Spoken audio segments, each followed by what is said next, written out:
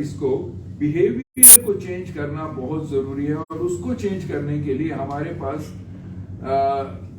School health programme होता है। School में हम स्कूल के द्वारा टीचर्स, हमारा सिलेबस होता है जिसके अंदर 16 पेजेस का सिलेबस होता है, उस सिलेबस को जब पढ़ाया जाता है उसमें HIV की बात होती है। उसके अलावा रेड रिबन क्लब्स होते हैं जो कॉलेजेस लेवल पे होते हैं, जो डिफरेंट एक्टिविटीज करते हैं, और उसके द्वारा भी वो ये इसका प्रचार और प्रसार करते हैं, और वो खुद इन्वॉल्व होते हैं वो बच्चे, और अपने ही साथी लोगों को, मतलब their own peers, they are educating their own peers also. मतलब मैं एक कॉलेज का स्टूडेंट हूँ, मैं अब दूसरे कॉलेज के स्टूडेंट को या अपने ही कॉलेज के दूसरे स्टूडेंट को मैं अब HIV/AIDS के बारे में बताता हूँ। वो होता है, अगर मैं रेड रिबन क्लब का हिस्सा हूँ तो दूसरे लोग भी बताते हैं, दूसरे बच्चों को भी बताता हूँ। तो इस तरह के हमारे 12,500 रेड रिबन क्लब्स हैं ऑल ओवर इंडिया। तो सिक्किम में आप लोग कितने बनवाओगे हमारे? हाँ, आप लोग ही तो हेल्प करोगे। We already have many. हाँ, you have got many, yes. but number I don't know. हैं? Number I do know. हाँ, I know. We have got. Yeah, we have got. Told that. Yes, we have got. I know that we have got. That is why Sikkim is the place where the infection prevalence is comparatively low, and we want that it should remain low. But still there is slight rises everywhere, but that is not alarming. Still that is okay. But in Tripura for the last 3 years, trend is alarming. So IV drug usage among the youth is going up. So I was talking about this school red ribbon clubs, and then out of youth populations. We are also working on out of youth population also, those who do not go to the school. They are not they are not going to any educational institution. For that, we through Nehru Yuva Kendra also we are giving them knowledge about this HIV and AIDS. Okay, so that is about the and besides this, Northeast Multimedia is also one of the campaign, and we are also having observing World AIDS Day on 1st December. Different activities are being done by different states and also by the National AIDS Control Organization at the central level. So that is all.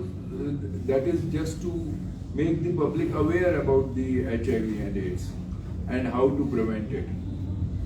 So this is all about the HIV and AIDS. Anybody want to? यो आजको के भन्छ यो press conference योद्वारा म सबै हाम्रो दर्शकवृन्दलाई नमस्कार टक्राउन चाहन्छु। अनि तपाईहरुले यो जुन चाहिँ अहिले नर्थ इस्ट मल्टिमिडिया क्याम्पेन भनेर जुन चाहिँ अहिले हाम्रो यहाँ चलिरहेको छ, यसको बारेमा म एक दुई शब्द राख्न चाहन्छु। अनि यो सरले पनि भनिहाल्नु भयो, यो नर्थ इस्ट मल्टिमिडिया क्याम्पेन यो चाहिँ हाम्रो नेपोको द्वारा, नेशनल एड्स कन्ट्रोल अर्गनाइजेसन, उहाँको द्वारा चाहिँ यो प्रोग्राम सङ्गठित गरिएको हो। अनि यो प्रोग्राम चाहिँ हाम्रो नर्थ इस्टको 8वटा स्टेट इन्क्लुडिङ हाम्रो सिक्किमको निम्ति चाहिँ यो मल्टिमिडिया क्याम्पेन आयोजक या सङ्गठित गरिएको हो। अनि यो जुन चाहिँ नर्थ इस्ट मल्टिमिडिया क्याम्पेनमा चाहिँ हामीले के गर्छौँ भने चाहिँ हामीले जस्तै हाम्रो अस्ति जनवरी 20 तारिकदेखि हाम्रो यो मल्टिमिडिया क्याम्पेनको सुरुवात भएको थियो। यसमा चाहिँ यो मल्टिमिडियाको क्याम्पेनको मुख्य उद्देश्य चाहिँ के हो भने चाहिँ हामीले चाहिँ यो जुन चाहिँ HIV AIDS, STI sexually transmitted infection अनि यो ड्रग अब्युज, यो सबै बिमारीहरूको बारेमा के भन्छ जानकारी दिन, अवेरनेस जागृति गर्नको निम्ति साथै यसको रोकथाम कसरी गर्नु यसको निम्ति चाहिँ हामीले यो क्याम्पेन गरिएको। अनि हामीले अस्ति फर्स्टमा सुरुवात हामीले जोरथाङमा गरेको थियौँ। अनि जोरथाङमा हामीले जब यो जुन चाहिँ क्याम्पेन गर्दाखेरि चाहिँ म्युजिकको थ्रुबाट गरेको है साधन, किनभने सबैलाई म्युजिक मनपर्छ। Music is the Sublime of most fine arts पनि भनिन्छ। सबै युथले सबैजनाले म्युजिक मन पराउँछ। अनि त्यस कारणले गर्दा चाहिँ न्याकोले पनि यही हामीलाई आदेश दिएर चाहिँ हामीले न्याकोको के भन्छ छत्र छायामा चाहिँ हामीले यो प्रोग्राम गर्दैछौँ होइन। अस्ति 20 तारिक हाम्रो सुरुवात भयो जनवरीको, जोरथाङमा गऱ्यौँ। त्यति बेला यो प्रोग्राम हुँदा हुँदै हामीले अवेरनेस क्याम्पेन अघि सरले भने जस्तै हामीले मानिसहरूलाई, हाम्रो सबै समाजलाई यो एड्स कसरी सर्छ, यसको रोकथाम कसरी गर्छ, एसटिआई कसरी सर्छ, रोकथाम कसरी गर्छ, एड्स लाग्यो भने यसको उपचार के हो, कसरी ट्रिटमेन्ट गर्नु, कहाँ जानु, कसो गर्नुपर्ने, आत्तिनु पर्दैन भनेर यो सबै हामीले यही क्याम्पेनकै द्वारा हामी भन्छौँ। अनि यो भन्दा भन्दै भोलि हाम्रो मनन केन्द्रमा 2:30 बजीदेखि हाम्रो यो प्रोग्राम एकदम भव्य रूपमा हुनेवाला छ है। अनि यसमा चाहिँ हाम्रो नर्थ इस्टको 7वटा 7 सिस्टर्स भन्छौँ, उहाँहरूको सबै विनर ब्यान्ड एक-एकवटा आएर भोलि प्रोग्राम गर्नुहुन्छ उहाँहरूले। साथैमा हाम्रो सिक्किमको पनि अस्ति जो हामीले सुरुवात 20 तारिक गरेको थियौँ, अन्त चाहिँ हाम्रो 26 तारिक भयो, किनभने हामीले जोरथाङमा गऱ्यौँ। त्यसको बाद जोरथाङमा चाहिँ हामीले साउथ वेस्ट सिक्किमलाई कभर अप गऱ्यौँ। त्यसको बादमा हामीले नर्थ र इस्टर्न साइड कभर गर्नुको लागि चाहिँ हामीले गान्तोकमै अडिसन्स गऱ्यौँ। त्यसको बादमा सेमी फाइनल गऱ्यौँ र 26 तारिकको दिन चाहिँ भव्य रूपमा हाम्रो नरबहादुर भण्डारी डिग्री कलेजमा चाहिँ हामीले यसको प्रोग्राम गरेको थियौँ। अनि भोलि चाहिँ सबै 7 सिस्टर्स अफ नर्थ इस्टको विनर ब्यान्ड्स एक-एकवटा र हाम्रो सिक्किमको अस्तिको विनर ब्यान्डले चाहिँ उहाँहरूको कलाको प्रदर्शन चाहिँ भोलि गर्ने छ मनन केन्द्रमा। अनि फेरि पनि म भन्न चाहन्छु, यसको हाम्रो जुन चाहिँ थ्रु म्युजिक हामीले एमएमसी किन गर्दैछौँ भने यसको मुख्य उद्देश्य चाहिँ त्यही हो, हामीले के भन्छ जनचेतना जगाउनको निम्ति, जागृति जगाउनको निम्ति यो HIV, एड्स, STI अनि ड्रग अब्युजको बारेमा चाहिँ हामीले सबैलाई जानकारी दिनको लागि हामीले यो प्रोग्राम गरिरहेका छौँ। अनि मेरो सबैजनालाई हात जोडेर फेरि बिन्ती छ, भोलि चाहिँ सबैजना आइदिनुहोस् अनि यसको भागीदारी बनिदिनुहोस्।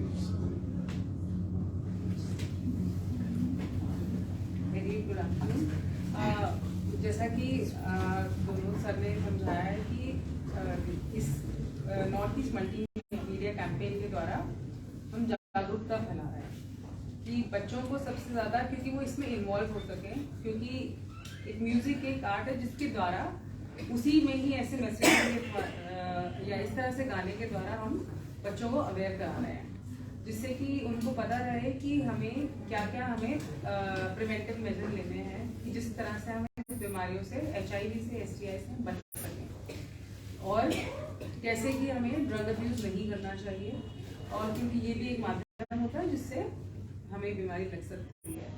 क्योंकि इस बीमारी का पूर्णतः इलाज नहीं होता, लेकिन हमारे प्रोग्राम में इसकी मुफ्त दवाई दी जाती है और हम पूरी जिंदगी नियमित रूप से अगर दवा खाएं तो अच्छी जिंदगी बिता सकते हैं। लेकिन उससे पहले जरूरी है कि हमें ये बीमारी ना लगे, इसकी प्रिवेंशन के लिए ये हो ही ना, इसलिए हम लोगों को जागरूकता के लिए, स्पेशली बच्चों के लिए, अब बच्चे ही इसी तरह से एक माध्यम होते हैं जो आगे कम्युनिटी में, फैमिली में इस चीज़ का ज्ञान बढ़ा सकते हैं या स्प्रेड कर सकते हैं कि किस तरह से हमें रोकथाम करनी चाहिए, ये बीमारी क्या है और हमें क्या क्या तरीके अपनाने चाहिए। और प्रोग्राम में जिस किसी को भी अगर, जैसे मतलब हम ये भी बताते हैं कि बच्चों को कि जिनको लगता है कि ऐसा है कि कुछ है कि हमें ये था, तो हमारे काउंसलिंग और टेस्टिंग सेंटर्स हैं जहाँ पे मुफ्त और गुप्त उनकी काउंसलिंग की जाती है और टेस्टिंग भी अवेलेबल होती है फ्री ऑफ कॉस्ट। ठीक है। और इसमें सबसे एक ज़रूरी एक जो हमारी कड़ी है वो है हमारी नेशनल टोल फ्री हेल्पलाइन भी है 1097, जिसपे कोई भी संपर्क करके कुछ भी जानकारी चाहे वो ले सकते हैं।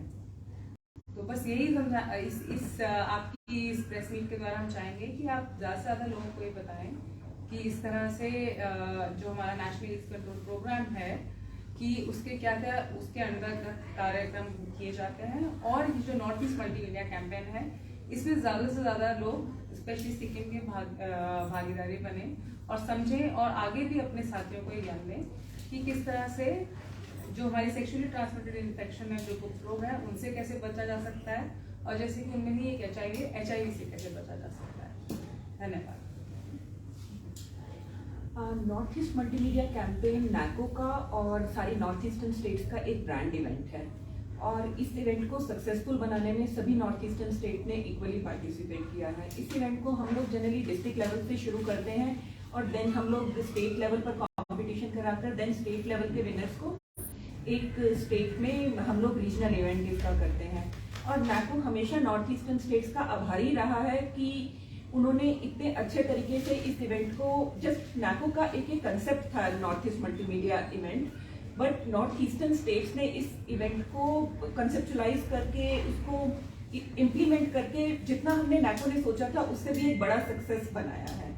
और उसमें मीडिया हाउसेस की भी बहुत बड़ी भूमिका रही है क्योंकि मीडिया ने इसको पॉजिटिव तरीके से इस इवेंट को आगे लेकर गए हैं। हर स्टेट में हम लोगों ने इससे पहले 3 इवेंट किए हैं। सबसे पहला इवेंट नागालैंड में हुआ, देन मणिपुर में, देन त्रिपुरा में, और आज हम लोग यहाँ सिक्किम पर है। सभी स्टेट्स ने नैको की इस कंसेप्ट को इम्प्लीमेंटेशन करके इसको अपने आप में कितना बड़ा इवेंट बना दिया है कि नैको हर साल इस इवेंट के होने का वेट करता है कि किस तरीके से ये इवेंट होगा और किस तरीके से हर नॉर्थ ईस्टर्न स्टेट इस इवेंट को आगे लेकर जाएगा। हम लोग Sikkim state AIDS control society का बहुत आभारी हैं कि उन्होंने जब हम कल एंटर कर रहे थे किस तरीके से इवेंट का ब्रांडिंग किया, किस तरीके से यूथ को मोबिलाइज किया, किस तरीके से आज यहाँ पर इतने मीडिया हाउसेज इकट्ठे हुए हैं कि जिससे कि हमें लग रहा है कि ये इवेंट कितना सक्सेसफुल जाएगा। और इवेंट को सक्सेसफुल बनाने में यूथ का, क्योंकि ये इवेंट यूथ के लिए है। जब नैको इस इवेंट को शुरू करने के पीछे ऑब्जेक्टिव भी यही था क्योंकि जब नैको ने देखा कि नॉर्थ ईस्टर्न स्टेट्स में HIV का स्प्रेड बढ़ रहा है, इन्फेक्शन रेट बढ़ रहा है, तो और पर्टिकुलरली यूथ में बढ़ रहा है जो कि सबसे प्रोडक्टिव पॉपुलेशन है, और उस प्रोडक्टिव पॉपुलेशन को की पॉजिटिव एनर्जी को हमें किस तरीके से चैनलाइज करना है।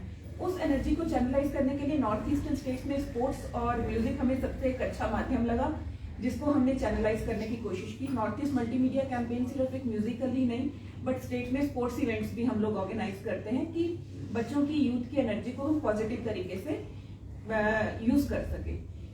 बच्चों में, कॉलेज गोइंग यूथ में, स्कूल गोइंग यूथ में एक एक्सपेरिमेंटल बिहेवियर, उनका जो नेचर होता है, एक्सपेरिमेंटल नेचर होता है कि हर तरीके की एक्टिविटी को एक्सपेरिमेंट करना, जो कि कुछ लोग उसको गलत तरीके से भी एक्सपेरिमेंट करने लगते हैं। लाइक सेक्सुअल प्रैक्टिसेस सेफ नहीं रहती हैं, ड्रग यूजेज प्रैक्टिसेस शुरू हो जाती हैं अर्ली स्टेज में। तो उन प्रैक्टिसेस को रोकने के लिए, उन प्रैक्टिसेस के लिए बच्चों को अवेयर करने के लिए इस इवेंट को शुरू किया गया है। यहाँ पर भी हमारा उद्देश्य यही है कि किस तरीके से म्यूजिक के माध्यम से हम बच्चों में, यूथ में इंफॉर्मेशन दे सके सेफ सेक्सुअल बिहेवियर की, ड्रग यूजेज से रिलेटेड बिहेवियर की और उनकी एनर्जी को हम पॉजिटिव तरीके से यूज कर सके। और आप लोगों की भी इसमें बहुत बड़ी भूमिका रहेगी कि प्रिवेंशन मैसेजेस को, क्योंकि मीडिया हाउसेस का बहुत बड़ा रोल रहता है कि प्रिवेंशन मैसेजेस को किस तरीके से पॉजिटिव वे में आगे लेके जाना है। क्योंकि आज की डेट में अगर हम लोग सोशल मीडिया को देखें या हम लोग, आप लोगों के भी सोशल मीडिया प्लेटफॉर्म्स हैं, अगर ये इवेंट उस तरीके से पब्लिसाइज होगा या सिक्किम सैट्स जो भी पोस्ट डालता है अपने प्रिवेंशन मैसेजेस को लेकर, अगर मीडिया उन पोस्ट को रीट्वीट करेगा या रीपोस्ट करेगा या शेयर करेगा पॉजिटिव पोस्ट्स को, तो मतलब सिक्किम एक वो अपनी इन्फेक्शन रेट को कम करने में कामयाब रहेगा। तो आप लोगों की एक बहुत बड़ी भूमिका है इसमें कि इस तरीके को मैसेजेस को आगे लेके जाना, प्रिवेंशन मैसेजेस को। दूसरा मैं कि कल का इवेंट हमारी कुछ लिमिटेशन थी कि वेदर कंडीशंस की वजह से, या हम लोग कहते हैं कि स्टेट की वेदर कंडीशंस की वजह से हम लोग इसको बहुत बड़े स्केल पर एक आउटडोर स्टेडियम में नहीं कर पाए। बट हम लोगों ने कोशिश की है कि जितने ज्यादा लोग इस इवेंट को कल देख सकें। आप लोग इस इवेंट को पब्लिसाइज करें कि ज्यादा से ज्यादा संख्या में लोग आकर देख सकें। बट जो लोग नहीं देख पा रहे हैं फिजिकली आकर, हम लोग एक लिंक शेयर करेंगे जो हम लोग लाइव स्ट्रीम करेंगे प्रोग्राम को। अगर आप अपने चैनल से उस लिंक को भी लोगों के साथ शेयर करें और ताकि लोग अपने घर पे बैठकर भी इस इवेंट को देख सकें और किस तरीके से Sikkim state AIDS control society इस HIV एड्स प्रिवेंशन में अच्छा काम कर रहा है, इस चीज को आप लोग शो कर सकें। तो नैको आपका हमेशा धन्यवाद रहेगा। Thank you.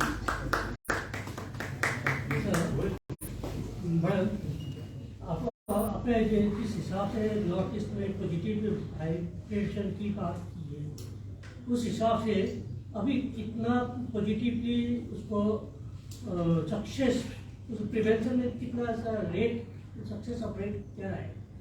अब हम ये चाहते हैं कि हम 2030 तक HIV को एलिमिनेट करें, मतलब कोई नया HIV का ना आए। हमारा ये गोल है। हमारा जो ये 5वां वार्षिक हमारा वो जो एड्स कंट्रोल प्रोग्राम का 5वां फेज चल रहा है, तो इसमें हमारा लक्ष्य ये है कि हम चाहते हैं कि decrease in 80% of the new infections हो, ठीक है, और STI रिलेटेड जो इन्फेक्शंस हो वो भी कम हो, मतलब सेक्सुअली ट्रांसमिटेड इन्फेक्शंस ना हो लोगों में, क्योंकि अगर किसी को सेक्सुअली ट्रांसमिटेड इन्फेक्शन होते हैं तो उनको HIV का भी संपर्क होने का ज्यादा खतरा होता है, तो इससे बचाव रहे। प्लस हम चाहते हैं कि जो महिलाएं जो जिनको ऑलरेडी ये बीमारी है, जैसे कि सिफिलिस बीमारी है या फिर HIV बीमारी है, तो उनसे उनके बच्चे में बीमारी ना जाए, उसकी रोकथाम करने के लिए भी हमने उसमें अलग अलग जो भी स्टेट एड्स कंट्रोल सोसाइटीज हैं, हम कार्यक्रम कर रही हैं कि उनको रेगुलर नियमित तरीके से दवाई दी जाए, जिससे कि उनके बच्चे जो हैं कि उनमें ये इन्फेक्शन ना मिले। तो ये जो आपका जो सवाल था, तो उसी हिसाब से हमारा ये लक्ष्य है कि हम चाहते हैं कि 2030 तक कि कोई भी HIV का न्यू इन्फेक्शन ना आए, क्योंकि जो जिनको है वो तो रहेंगे और वो ट्रीटमेंट पे भी है जो रेगुलरली चल रहे हैं, लेकिन हम ये चाहते हैं कि ये बीमारी ना फैले, क्योंकि इसका एक यही तरीका है कि इसको प्रिवेंट किया जा सके, क्योंकि एक बार अगर हो गई तो हम जिंदगी भर दवाई खा रहे हैं, तो अगर ऑलरेडी हम प्रिवेंशन अच्छी रखेंगे, आगे बीमारी ही नहीं होगी, तो इसका हम रोकथाम कर सकते हैं। अच्छा, और उसी संदर्भ में मैं ये बताना चाहूँगा कि हमारे मोर देन 32,000 टेस्टिंग सेंटर हैं, 32,200 के करीब टेस्टिंग सेंटर हैं जहाँ पे HIV की जांच होती है, और जिसमें से 5,500 के करीब ऐसे होंगे जहाँ पे कंफर्मेशन होता है, मतलब वो वहाँ उन जगह पे स्क्रीनिंग होती है, और जब वो स्क्रीन पॉजिटिव निकलते हैं तो उनको लिंक करके कंफर्मेशन के लिए भेजा जाता है, और वहाँ कंफर्म होते हैं कि वो एक्चुअली वहाँ 3 जांच करके उनको पता चलता है कि वो एक्चुअली है या नहीं है। तो उससे और उसके बाद फिर जब वो पॉजिटिव आ जाता है तो उसको फिर ART सेंटर के अंदर भेजा जाता है ट्रीटमेंट के लिए। ये सारा का सारा इलाज फ्री ऑफ कॉस्ट दिया जाता है हमारे नेशनल एड्स कंट्रोल ऑर्गेनाइजेशन के under, national AIDS control programme के अंदर। और अगर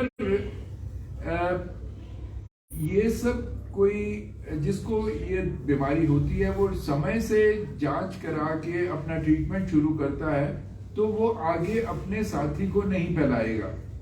तो एक व्यक्ति को हम ट्रीटमेंट देते हैं तो आगे हमने कितने लोगों को आगे ट्रीटमेंट वो इन्फेक्शन फैलने से रोकथाम हो जाती है, क्योंकि जनरली ये बीमारी उन लोगों में होती है जिनमें सेक्सुअल प्रोमिस्क्यूइटी होती है, मतलब वो सिर्फ एक के साथ संबंध नहीं रखते, वो 2-3 और ज्यादा लोगों के साथ संबंध भी होते हैं उन लोगों के।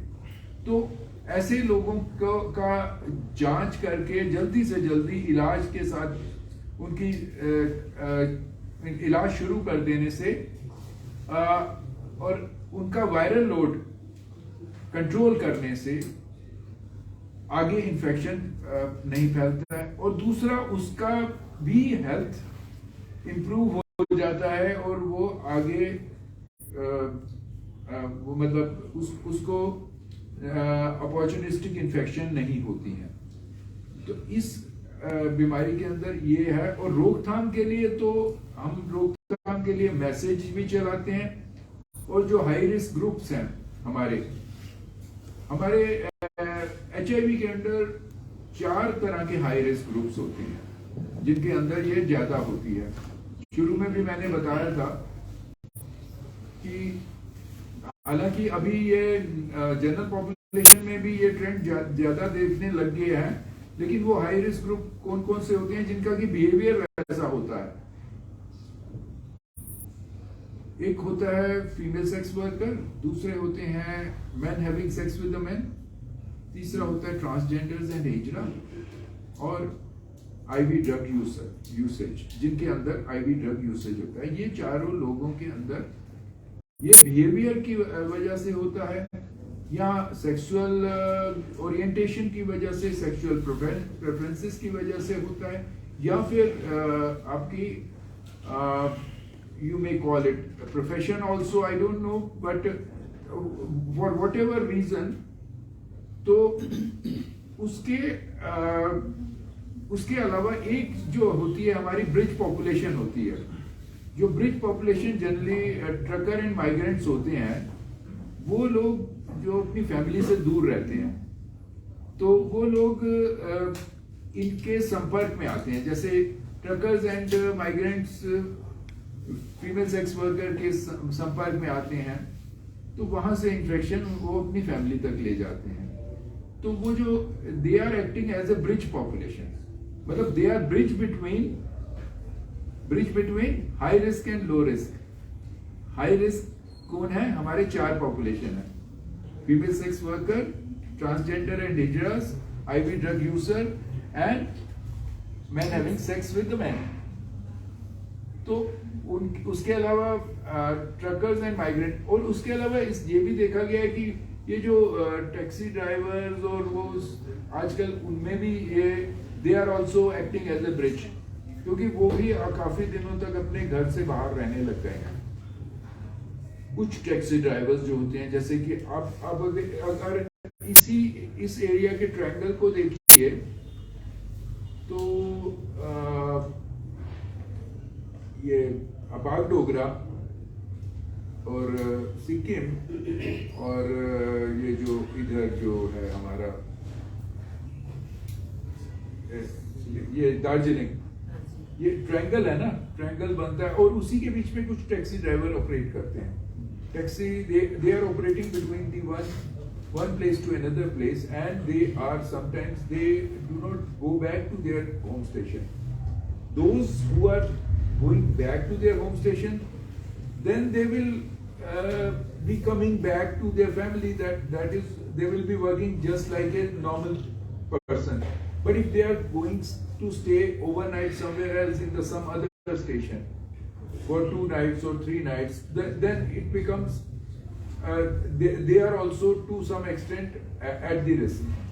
तो वो, और अब आजकल कॉलेज गोइंग स्टूडेंट्स में भी ये due to the experimental behavior, not because they need some money or some other thing, but or not because they are away from the family, but because they want to try something new. So that's why उनमें भी ये सब हो गया है। लेकिन इसलिए हम कहते हैं कि प्रोटेक्टिव मेजर्स लें ताकि इन्फेक्शन कम फैले। So there was a circumstances where, like, I mean, there was an outcry